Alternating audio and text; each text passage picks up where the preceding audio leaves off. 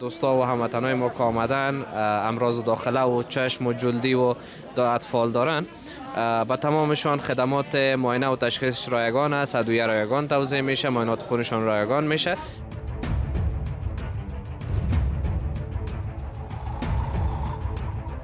امروز آمدیم به یکی از بنیادهای خیریه که به بزرگداشت از روز جهانی صحت برنامه‌هایی را به هموطنان عزیز ما به طور رایگان برگزار می‌نمایند.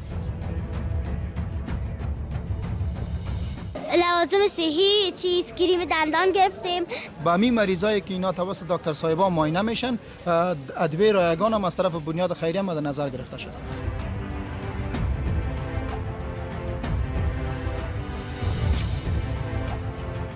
به نظر چی فایده داره دندان برس کردن؟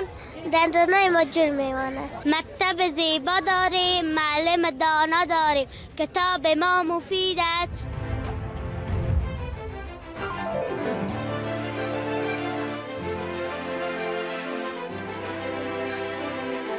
سلام هموطنان عزیز، امید که خوب و صحتمند باشین و روزهای بهاری و بارانی را در کنار فامیلای عزیزتان به خوبی و خوشی آغاز کرده باشین.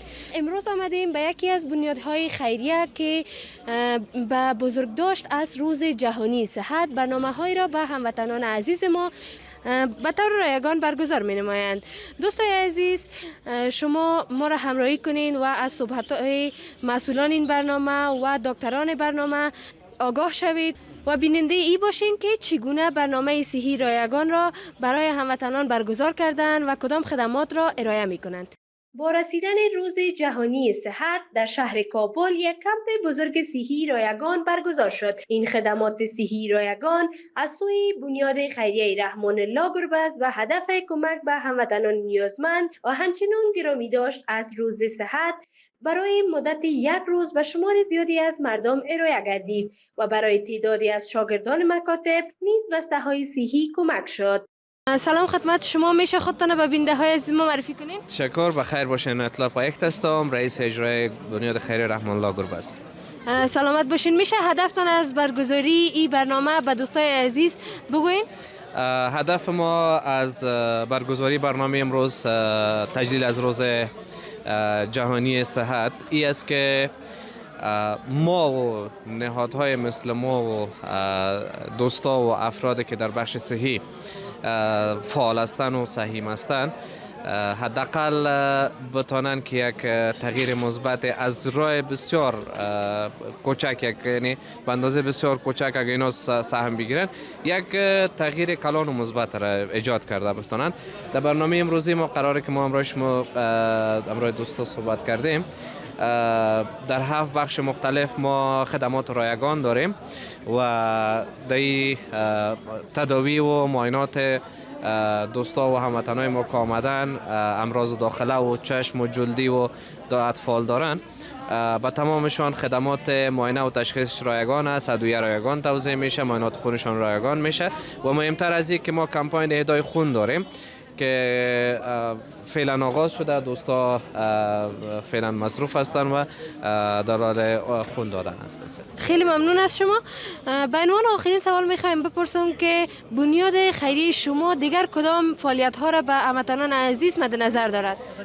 بنیاد خیریه رحمان الله گربز در پهلوی خدمات بشری که داریم، برنامه بشری که داریم، بیشتر ما روی ظرفیت سازی جوانان کار میکنیم، روی حمایت از اطفال بی‌بضاعت و اطفالی که فعلا روی سرکار کارهای شاقه میکنن، روی از اینا فوکس داریم و همچنان در بخش چیزی که به نظر ما مهمتر است و ما زیادتر متمرکز هستیم روی از او، بخش انکشاف و حمایت زراعت و مالداری است و در پهلوی از انکشاف و حمایت بخش ورزش افغانستان است. خیلی ممنون شما. تشکر.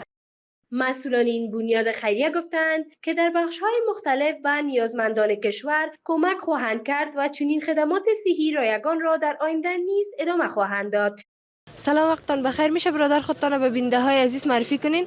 سلام، وقت شما بخیر. با تقدیم سلام به شما بینندگان عزیز شما. من مشعل مجبور هستم یک تن از همکارای بنیاد خیریه رحمان الله گربه است. سلامت باشین.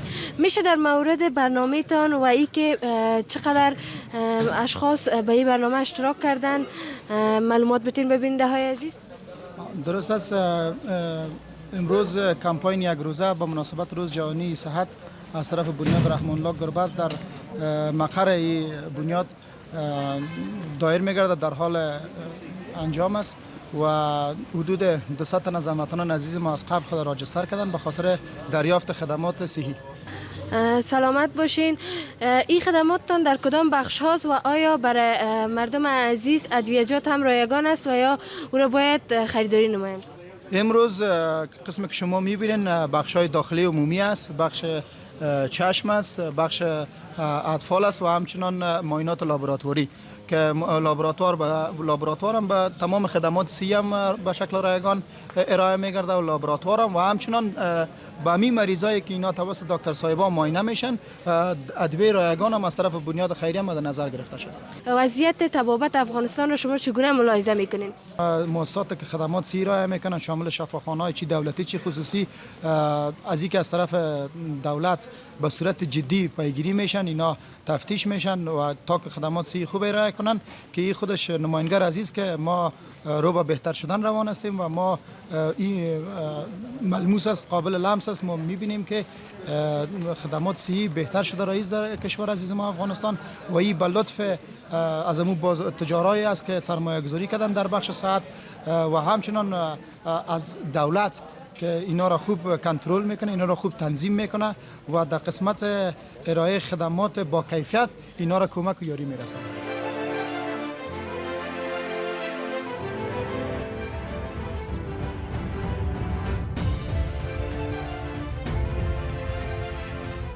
دوستای عزیز گرامی، فعلا در برنامه یک بانوی قندول و نازنین با خود داریم که اینجا آمدن در برنامه اشتراک کردن. بریم با ایشان معرفی شویم. سلام قندولک، اسمت چیست؟ گلسوم. گلسوم جان قند، صنف چند هستی؟ صنف دوم. خب بیشک. کدام شعر یا ترانه یاد داری به هموطنان عزیز بخوانی؟ یاد دارم. مکتب زیبا داریم، معلم دانا داریم، کتاب ما مفید است، پاک و نو و سفید است، کتابهایش قشنگ است. روز اول که استاد کتابها را به ما داد که این را نگه داریم که دوست خوب داناست. تشکر، بسیار شعر مقبولم خواند. خب گلسوم جان به ما بگو که چی تحفه گرفتی؟ گرفتیم لوازم صحی، چیز کریم دندان گرفتیم، چیز شامپو، صابونا و دستمال تر گرفتیم. خب حال خوش هستی از تحفه‌ای که گرفتی یا نه؟ تشکر، خوش هستم. سلامت باشی. تشکر از خودتان که امروز ما صحبت کردیم. خواهش میکنم. قندولک نام چیست؟ هلیا. هلیا جان، امروز که در برنامه اشتراک کردی بس تحفه ها گرفتی، میشه به دوستا بگویی که چی تحفه ها گرفتی؟ دوا گرفتم. خب یک بار میشه که بر ما نشان بدی دوایت؟ یعنی یک دونه از این دوای گلابی گرفتم. صابون است، آفرین. صابونه. یک دونه برس دندان، کریم دندانه. خیلی خوب. خب بس است. الیا جان بر ما بگو که تو خودت دندانایت هر روز برس میکنی یا نه؟ خب پیشنهادت به دوستکایت که تو را میبینن چی است که او هم دندانای خود برس کنن؟ به نظر چی فایده داره دندان برس کردن؟ دندانای ما جور میمانه. آفرین. صنف چند هستی؟ صنف اول. بسیار خوب. تشکر از خودت. قابش نیست. در این کمپ صحی خدمات چون معاینات عمومی داخله عمومی اطفال، تشخیص و تداوی امراض جلدی، تشخیص و تداوی امراض چشم و معاینات خون به گونه رایگان انجام شد. همچنان یک کمپاین جمع آوری خون نیز برگزار گردید و تعداد بسته های صحی به طور رایگان توزیع شد. سلام دکتر صاحب عزیز، میشه خودتان به بیننده های عزیز معرفی کنید؟ احمد شکیب احمدزی هستم، آمر دپارتمنت خونگیری بانک خون ملی. سلامت باشین. میشه طریقه خوندهی و کدام افراد میتونن که شامل خوندهی باشن به بیننده های عزیز بگوین؟ تمام کسانی که سنشان از 18 بلندتر باشه، وزنشان از 55 بلند باشه الی 60 ساله 65 ساله میتونن خون اهدا نماید. سلامت باشین. یعنی کدام محدودیت نداره؟ افراد که مثلا کدام مریضی داشته باشن یا کدام مشکل داشته باشن محدودیت نداره که اونا خون بدن؟ ما پرسشنامه داریم، از پیششان سوال میشه، مثلا تکلیف گرده نداشته باشد، تکلیف قلبی نداشته باشد، آنتی بیوتیک دوا نگیرن. مثال که کسایی که آنتی بیوتیک یا دوای ضد میکروب میخورد تا 3 هفته خون داده نمیتونن دیگه. محدودیت خاص نداره. طبقه ذکور میتونه سالانه 4 مرتبه خون بدن و طبقه اوناس میتونه سالانه 3 بار، چون هر اجره خون که است 120 روز طول عمرشان است. از خاطر در 90 روز بعد میتونن از اینکه خونشان همانطور در بدنشان برگرده برای یک هموطن مریض خود خون اهدا نماید. سلام، وقتتان بخیر. میشه خودتان به بیننده های عزیز معرفی کنین؟ ډیر زیات مننه. نوم نعمت الله ځواب د رحمان الله ګربز بنسټ یو تن فعال ځوان. سلامت باشین. میشه هدفتان از برگزاری برنامه و کمک ها را به بیننده های عزیز بگوین؟ ډیر مننه. دغه د رحمان الله ګربز بنسټ لخوا په صحي برخه کې د کمپ د چې د ټول هیواد په خاص توګه د کابل ولایت لپاره د یوې ورځې لپاره ترتیب شوی ده چې په دې کې د مختلفو ناروغیو همداشان د وینې د اخیستلو د وینې ورکولو بانک همداشان یو شمیر نور روغتیایي خدمات وړاندې کیږي. سلامت باشین. آیا امی افراد را که شما معاینه میکنین و تداوی میکنین کدام محدودیت داره یا تمام افراد میتونن که در این برنامه اشتراک کنن؟ نه، دوی کوم خاص محدودیت نه لري او ټول خدمات په وړیا ډول سره ترسره کیږي. کوم خاص محدودیتونه وجود نه لري. سلامت باشین.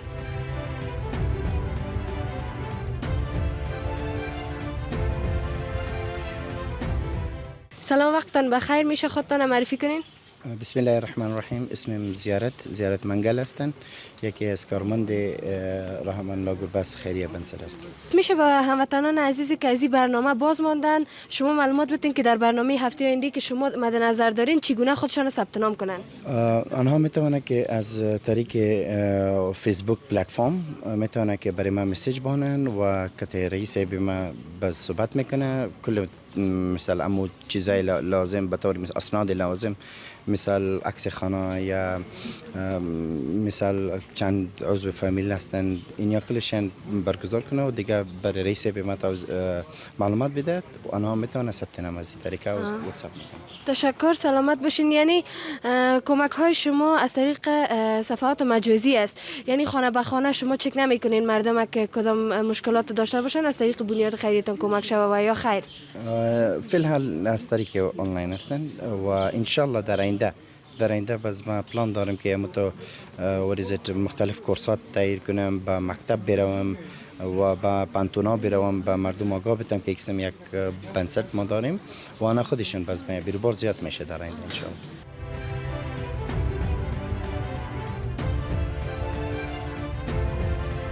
نننې وړیا کم کې به موږ د داخله رنځ وړیا تشخیص او معاینه کوو.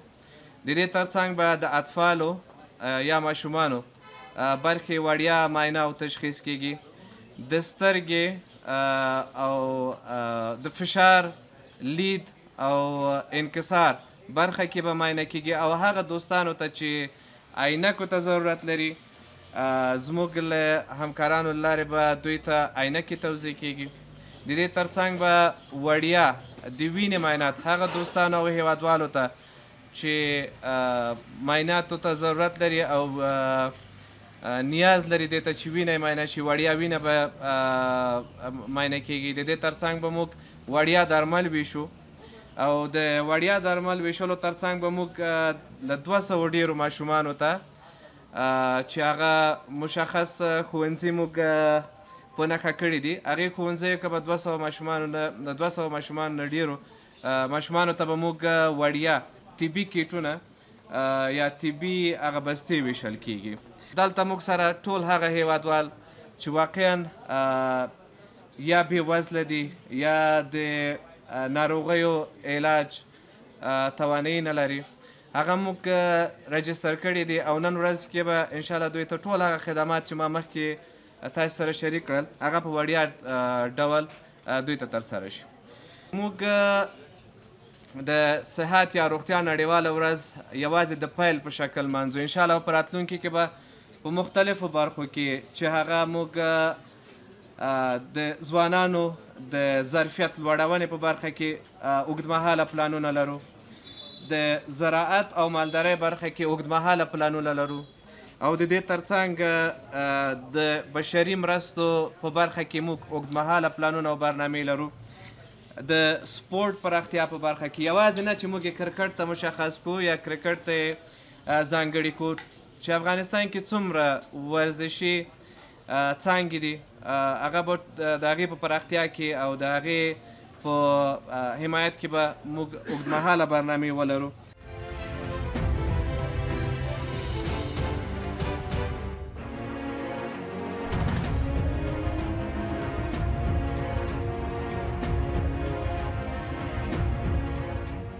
دوستای عزیز، قسمی که شما مشاهده کردین برنامه جریان داره، کمک ها برای جوانان، نوجوانان، کهنسالا و حتی اطفال کشور در نظر گرفته شده بود. در این برنامه ما با بعضی اطفال هم صحبت های داشتیم و از تحایفی که ایشان دریافت کردن خیلی خرسند بودن و برنامه هنوزم جریان داره. کمک ها و همچنان معاینات افراد که به بیماری های گوناگون مبتلا هستند و ما رسیدیم به آخر برنامه. وقتتان بخیر، خدا حافظ نگهدارتان. امیدوار هستم که شما از جمله مریض ها نباشین و دارای صحت کامل باشین.